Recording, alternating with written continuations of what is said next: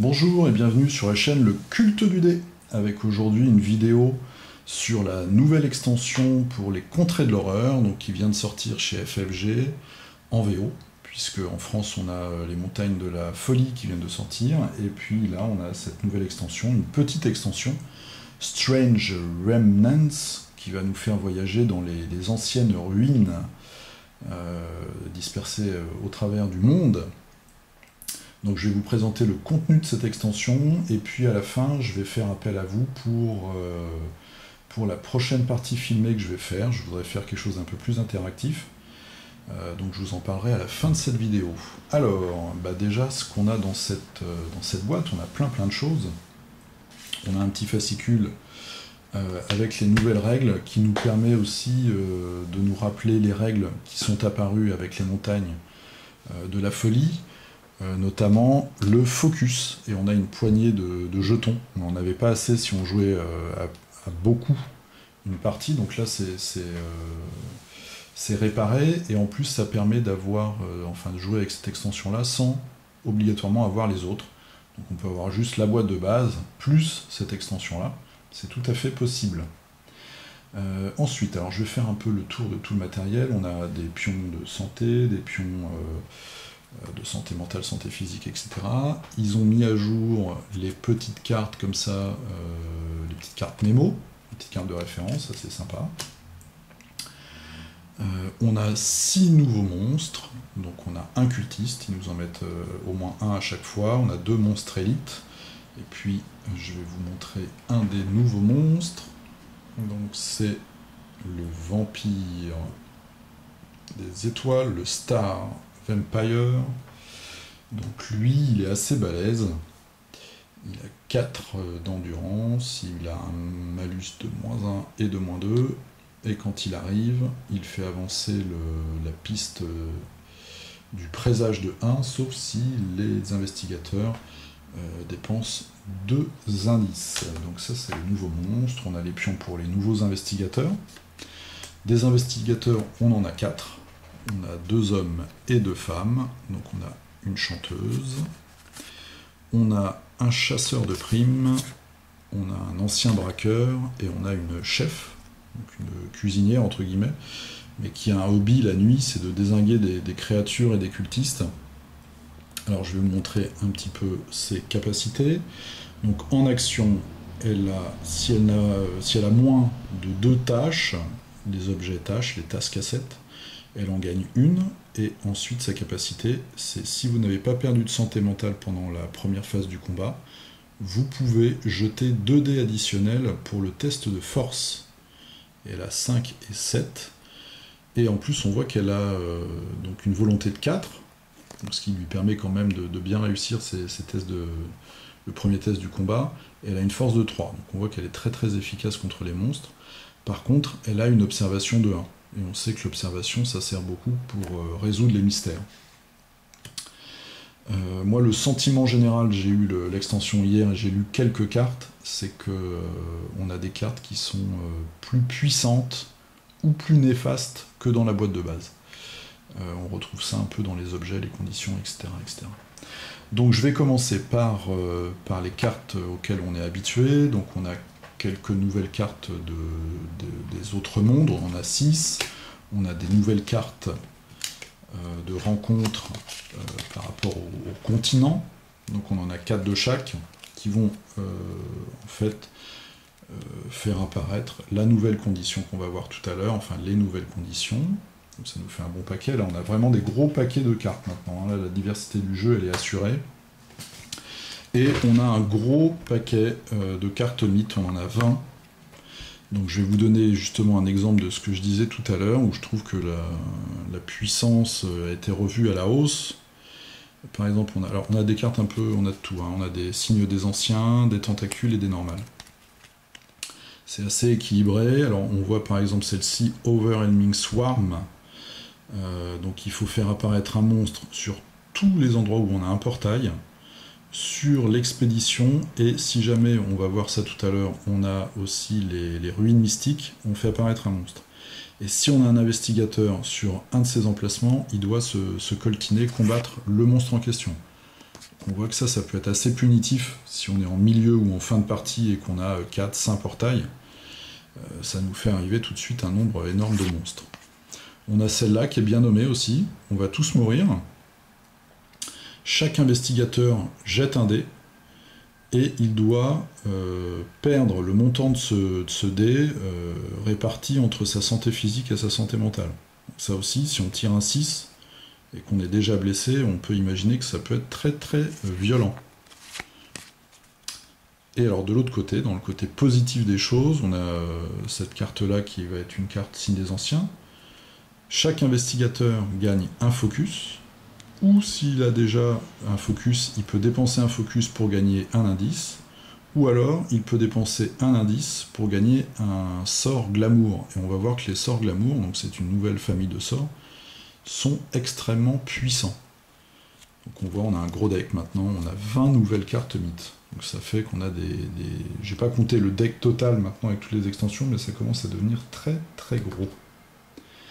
Alors, on a justement de nouvelles conditions.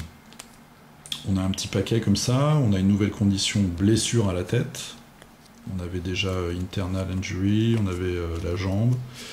Qu'est-ce qu'on avait? Je me souviens plus exactement. On a une nouvelle condition agreement, donc un arrangement. On voit ici avec un personnage qui semble écorché. C'est peut-être une référence à Hellraiser. Ça va être une espèce de sombre pacte un peu plus soft. C'est-à-dire qu'on peut s'en débarrasser grâce à l'influence et à des indices. Et puis après, quand on a un effet sentence, c'est pareil, on tire un dé, et puis derrière, il se passe quelque chose. En général, les gens viennent, comme pour la dette ou le sombre pacte, réclamer leur dû. Ensuite, on a une autre condition, Ricthus, je ne sais pas si je prononce bien, c'est une condition boon, donc une nouvelle famille. Quand on fait une action de focus ou de repos, on peut gagner au choix un focus ou une santé mentale. Alors ça n'a pas l'air terrible comme ça, mais par contre quand on a un effet sentence, on retourne la carte, et donc j'ai lu les autres cartes, c'est très très positif, ça nous donne vraiment des avantages de malade, quoi.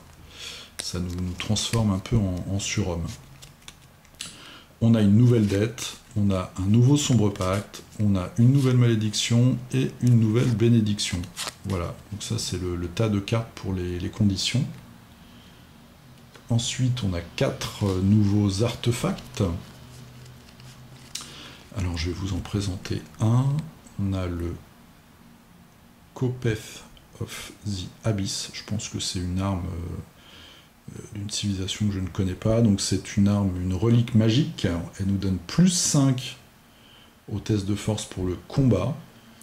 Et une fois par round, si on a vaincu un monstre, on peut se déplacer sur l'emplacement le plus proche qui contient un monstre. Voilà, comme je vous disais, c'est quand même des choses assez puissantes. Ensuite, on a des nouveaux objets.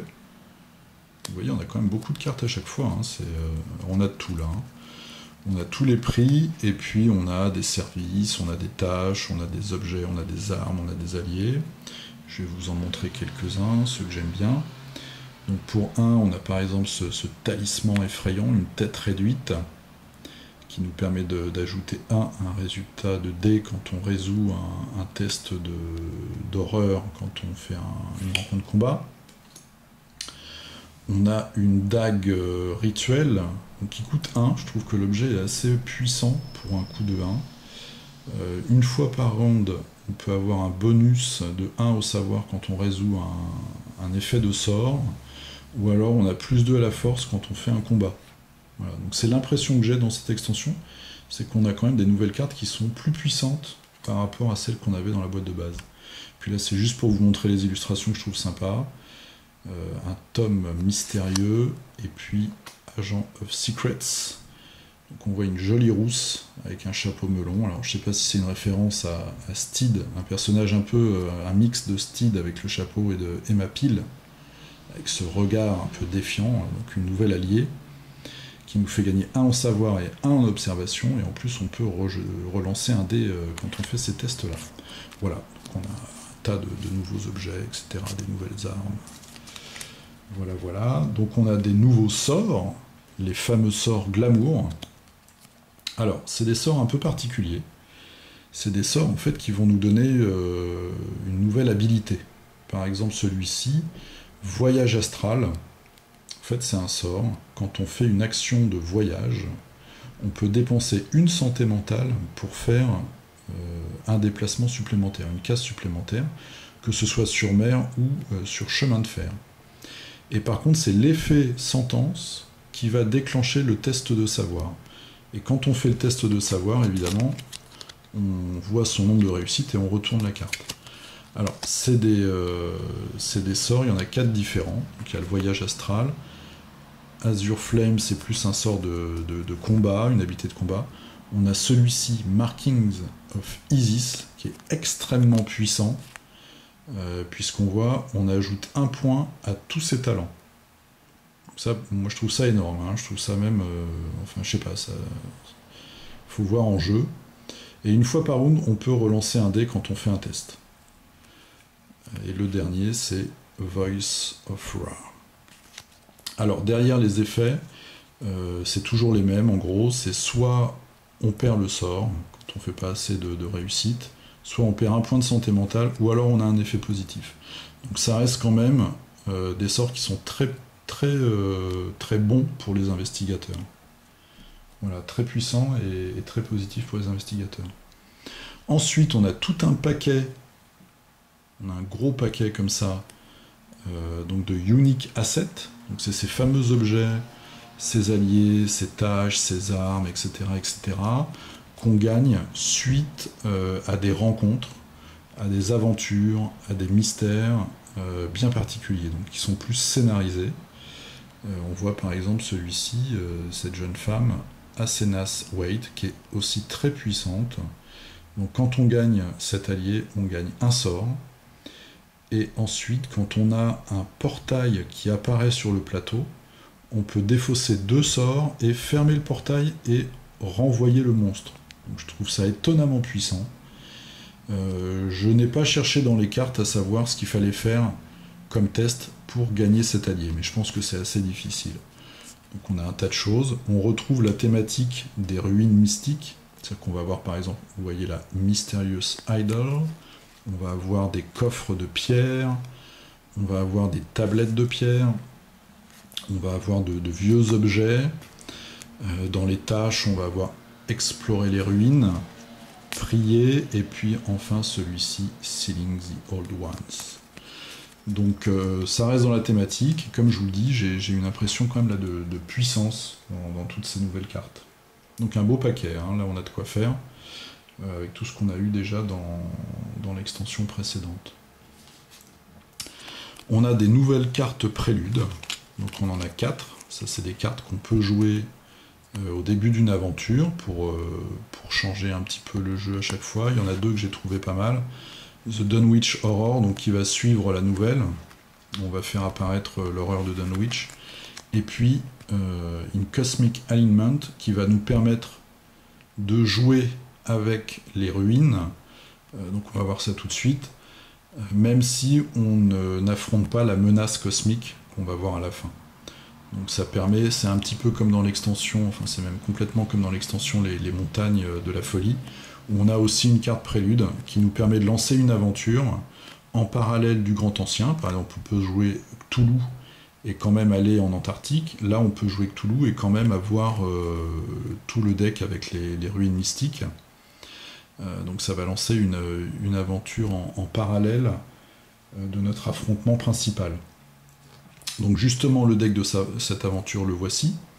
Une aventure qui va se dérouler en 4 actes.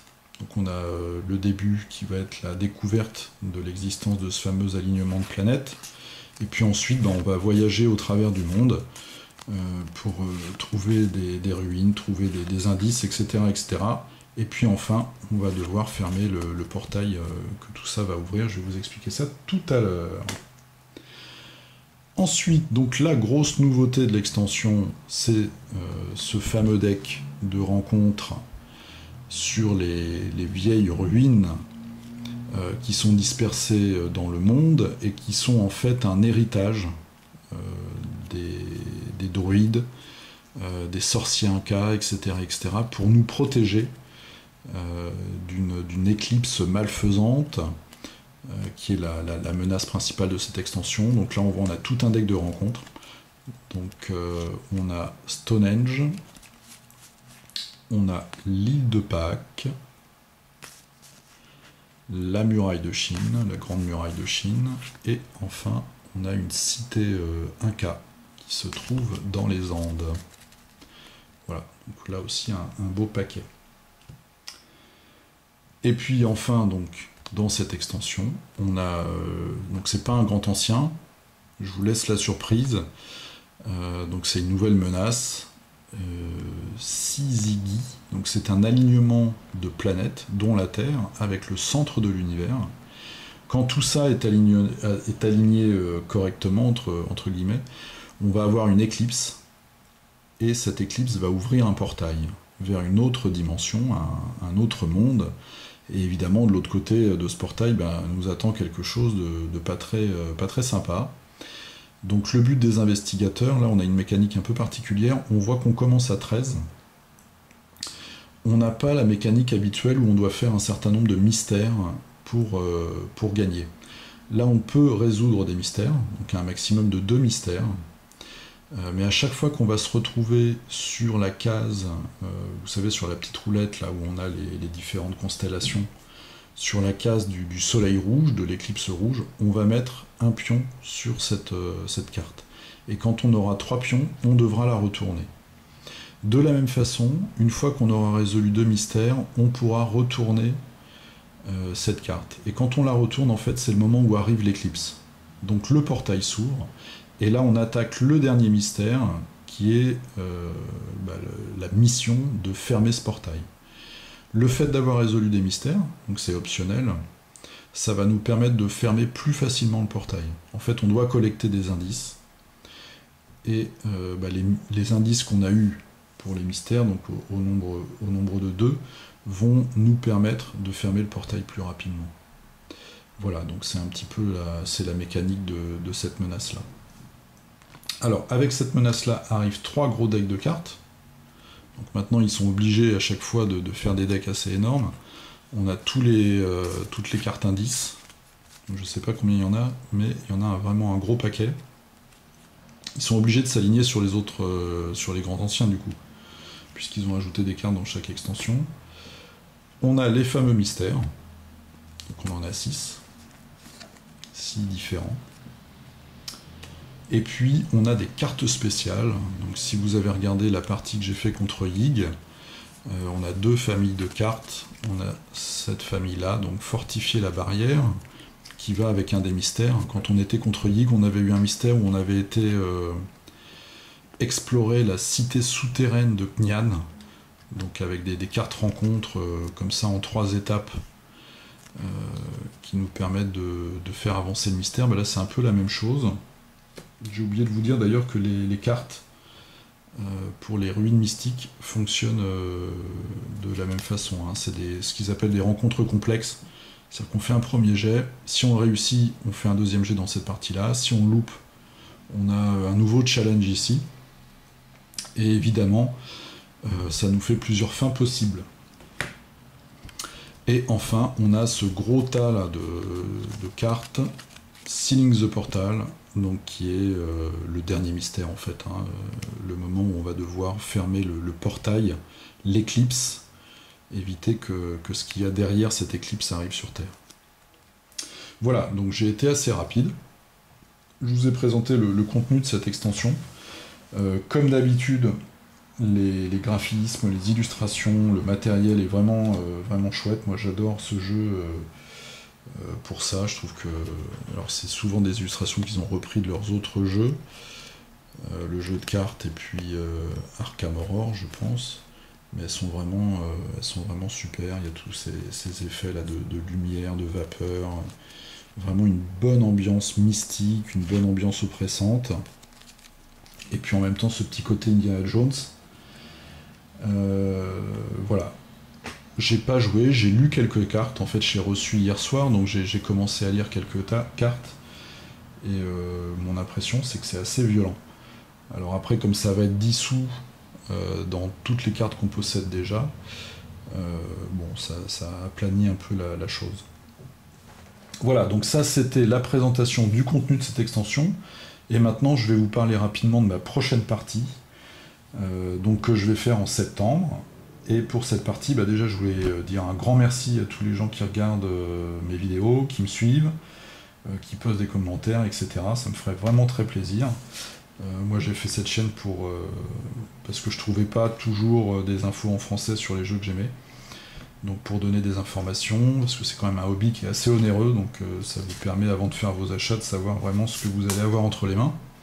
Donc un grand merci à tous ceux qui ont regardé et qui vont continuer, j'espère, à regarder mes vidéos.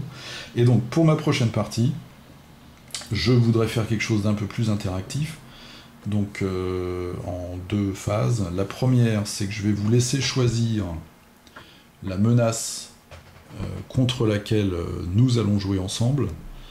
Donc ce que je vous propose, vous mettez un petit commentaire, pas besoin d'être abonné ou de faire des likes, etc. Vous mettez juste un commentaire sous la vidéo et vous me dites celle que vous préférez. Donc on a un mois en gros pour se caler, je ferai le compte à la fin. Donc soit on a cette fameuse menace cosmique Syzygy, ou alors l'avènement des choses très anciennes, donc qui vient de la boîte Les Montagnes Hallucinées. Enfin, les montagnes, ça c'est le nom français du roman, mais les montagnes de la folie. Ou alors le roi en jaune. Donc le roi en jaune, qu'est-ce que c'est? Le roi en jaune, ça vient d'un roman qui n'est pas de Lovecraft, qui est plus ancien que Lovecraft en fait, un auteur plus ancien. C'est l'histoire d'une pièce de théâtre qui se déplace dans le monde entier, et les gens qui voient cette pièce de théâtre deviennent fous et s'entretuent. Donc le but pour nos investigateurs, ça va être d'arrêter ces fameuses représentations et de savoir qui ou quoi manigance tout ça. Alors ça, en fait, on voit que la qualité de la carte est pas la même. C'est en fait une création de fans qu'on peut trouver sur Board Game Geek. Donc il y a des cartes rencontres, il y a des cartes mystères, il y a des conditions, il y a même des objets. Je vous dis pas de bêtises en disant qu'il y a des conditions, je ne sais plus. En tout cas, il y a des objets, il y a les cartes mystères, il y a les cartes rencontres. Voilà, donc je vous propose, si vous voulez, pour ceux qui préfèrent, de s'attaquer à cette création de fans, qui a de bons échos sur Board Game Geek, donc moi ça m'intéresse, je sais pas jouer encore, mais de faire ça avec vous. Donc voilà, je vous laisse choisir, vous mettez ce que vous préférez. Le roi en jaune, qu'on retrouve aussi, d'ailleurs des références dans la très très bonne série, la première saison de True Detective. Si vous ne l'avez pas vu, je vous encourage à essayer de la regarder. La première saison, la deuxième saison est plus polar, mais la première saison, il y a de très bons acteurs. Le mode de narration est bien, l'ambiance est très... c'est le fin fond des États-Unis, il y a un petit côté délivrance, et il y a une ambiance très oppressante. Donc le roi en jaune, l'avènement des choses très anciennes, ou Syzygy. Et puis la dernière chose, c'est que au niveau de la façon de filmer, la façon de jouer, je vais essayer de changer un petit peu, parce que j'ai remarqué, enfin il n'y a pas que moi qui l'ai remarqué, je fais beaucoup d'erreurs quand je filme tous les épisodes à la suite tout seul. Donc ce que je pense faire, c'est faire un épisode par semaine, comme ça nous laissera le temps d'échanger dans les commentaires. Vous pourrez corriger mes erreurs, du coup je pourrai les corriger avant de faire le tour suivant. Vu que moi je fais cette chaîne aussi, c'est pour faire découvrir les jeux, donc si je les fais découvrir avec des erreurs, c'est pas terrible. Ça me permettra donc de me corriger. Et puis ça nous permettra aussi tous ensemble, peut-être de voir des tactiques pour gagner, parce que j'ai pas toujours les bonnes idées. Donc voilà, je voudrais faire une partie un peu plus interactive, et puis qu'on essaye d'affronter cette fameuse menace tous ensemble. Voilà, écoutez, j'espère que cette vidéo vous a donné un bon aperçu de la boîte, de la nouvelle boîte, la Strange Remnants, c'est assez dur à prononcer. Et puis j'attends vos commentaires, et puis votre choix sous la vidéo dans les commentaires. Voilà, je vous dis à plus tard, salut!